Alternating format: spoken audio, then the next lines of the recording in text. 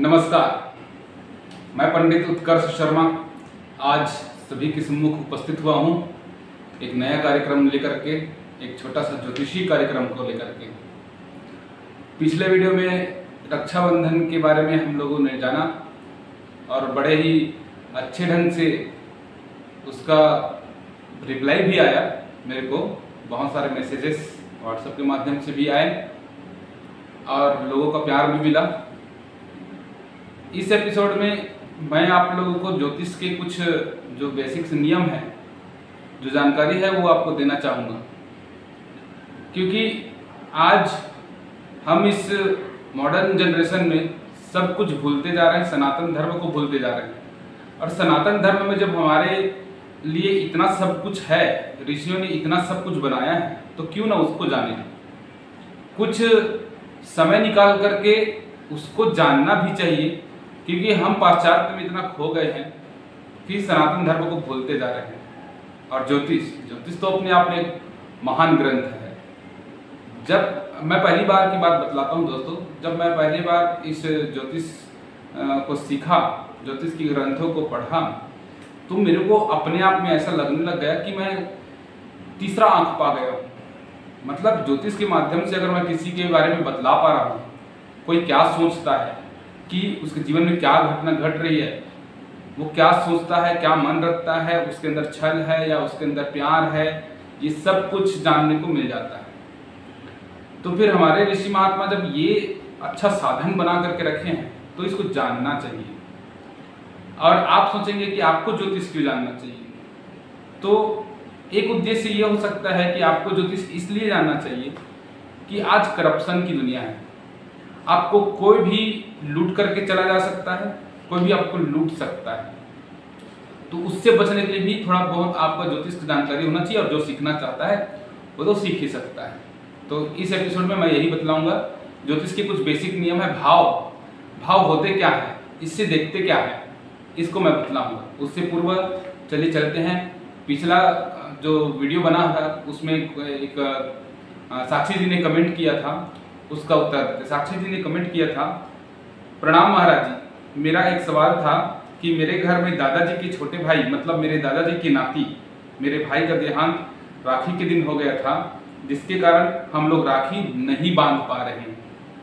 क्या हमें राखी बांधना चाहिए, या क्या मुझे राखी बांधना चाहिए या नहीं बांधना चाहिए, या उसको रहने दे, बंद कर दे। तो साक्षी जी आपको बतला देना चाहूँगा कि ये टोटली किंवदंती है, ये पुराना अवधारणा है। देखिए होता क्या है, सनातन धर्म इतना लचीला है। मनुष्य मानव मात्र के लिए इसको बनाया गया था, हमारे सरलता के लिए उसको बनाया गया था, कठिनता के लिए नहीं। सनातन धर्म को लोग जब जानते हैं तो पूजा पाठ है या नियम है, इतने कठोर नियम है, ऐसे करके वो लोग सोच लेते हैं कि ये सनातन धर्म के नियम तो बहुत कठिन है। नहीं, बहुत लचीला है। हर एक चीज का तोड़ और हर एक चीज का उपाय। हम रोज सूर्य अर्घ देते हैं क्या? सूर्य अर्घ नहीं दे सकते, या नहीं देते, दे सकते की बात नहीं, तो दे तो सब सकता है, नहीं देते। हर मनुष्य का कर्तव्य है सूर्य को अर्घ देना। नित्य प्रतिदिन जो दिनचर्या है उसमें सूर्य अर्घ को शामिल करना, माला जाप करना, लेकिन नहीं कर पाते। हम अपने आप को इतना आलसी बना करके रख दिए हैं कि सनातन धर्म से विमुख हो रहे हैं, जबकि वो हमारे लिए ही बना था, हमारे ही दिनचर्या को सुधारने के लिए, हमारे जीवन शैली को सुधारने के लिए। आप पाश्चात्य से और आज के सभ्यता से, पाश्चात्य से और हमारी सभ्यता से तुलना आप कर सकते हो। अगर आप थोड़ा सा भी अगर जानकारी रखते हैं तो पाश्चात्य और हम में फर्क क्या है वो आप जान सकते हैं। भले वे फाइनेंशियल या आर्थिक तौर पर वो ऊपर उठ चुके हैं, लेकिन आप अंदर से देखें, संस्कार तौर पर वो क्या ऊपर उठ चुके हैं? नहीं, वो आज हमारे धर्म को अपनाते हैं, हमारे सभ्यता को अपनाते हैं। अब मैं किसी की सभ्यता के बारे में नहीं जाऊंगा, लेकिन हमारा सनातन धर्म महान धर्म है, इसको जानना चाहिए। तो साक्षी जी ये कहना चाह रहा हूँ कि ये किंवदंती था। हमारे बुजुर्गों ने ये मतलब सोचा कि जिस दिन किसी का देहांत हुआ है उस दिन कैसे, किसी की पुण्यतिथि पर ये चीज कैसे मनाया जाए। तो गरुड़ पुराण का मैं इसका उदाहरण दूंगा। गरुड़ पुराण में विष्णु भगवान जी बोलते हैं कि मानव मात्र का जो जीवन है वो क्षण भंगुर है, उसका एक पल में क्या हो जाए उसको खुद को पता नहीं। तो ज़्यादा से ज़्यादा भगवान से जुड़ना चाहिए, धर्मशास्त्र से जुड़ना चाहिए, और ये छोटे से जीवन में भगवान से जुड़ करके पुण्य बढ़ाना चाहिए। तो आप राखी बांध सकते हैं, बिल्कुल सहर्ष आप बांध सकते हैं, मना सकते हैं। 1 साल का नियम बतलाया जाता है धर्म शास्त्रों में। 1 साल तक कोई मांगलिक कार्य नहीं किया जाता, 1 साल तक वर्जित रहता है। 1 साल के बाद, और आपने बताया कि वो 14 साल तक से, आपने मेरे को मैसेज किया कि 14 साल तक से हम लोग नहीं मना रहे हैं, तो आप बिल्कुल मना सकते हैं। इसमें कोई मतलब गलत बात नहीं है, आप मना सकते हैं, सहर्ष मना सकते हैं। चलिए चलते हैं ज्योतिष कार्यक्रम की ओर। दोस्तों, जैसे कि आप स्क्रीन में देख पा रहे हैं कि 12 भाव है, इसको कुंडली कहते हैं। ये कुंडली के 12 भाव हैं और इस 12 भाव के अलग अलग नाम हैं, अलग अलग नाम है इसके। जैसे कि आप देख पा रहे हैं 1 से लेकर के 12 अंक वहां लिखे हुए हैं। वो 1 से लेकर के 12 अंक राशि कहलाते हैं।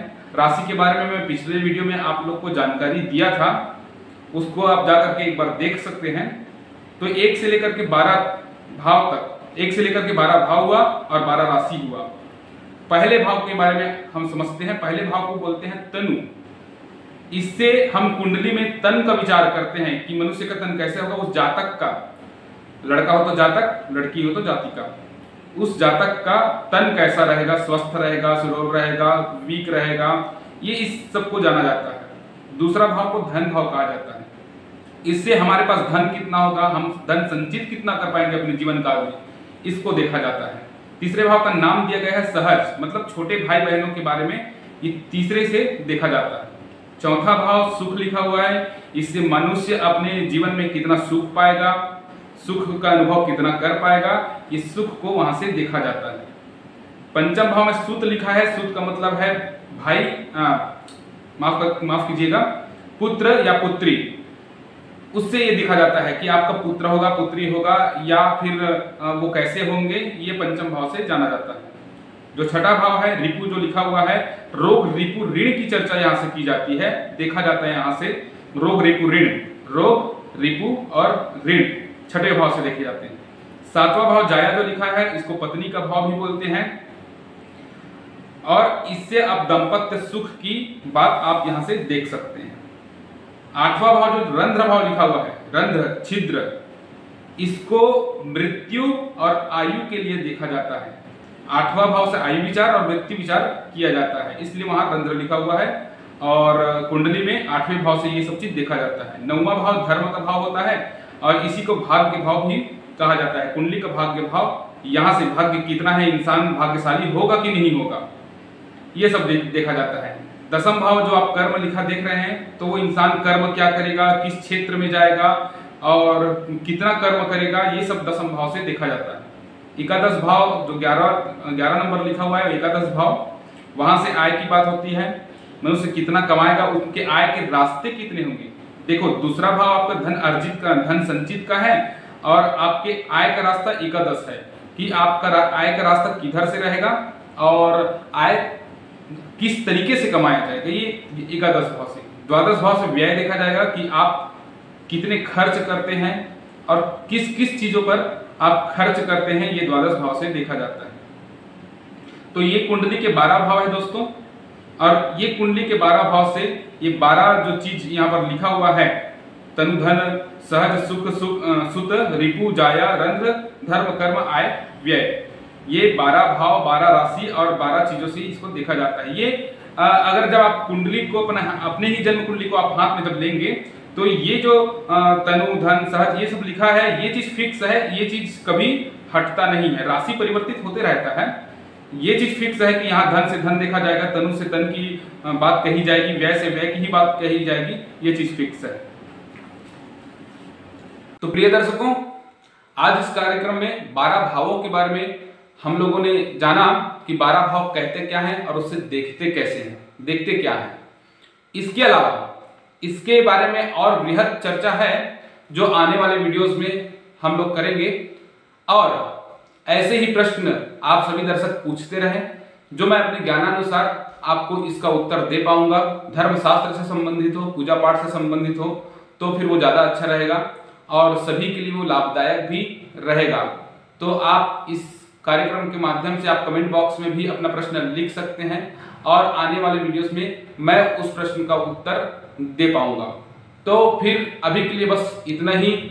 आने वाले वीडियोस में फिर मिलते हैं, तब तक के लिए नमस्कार।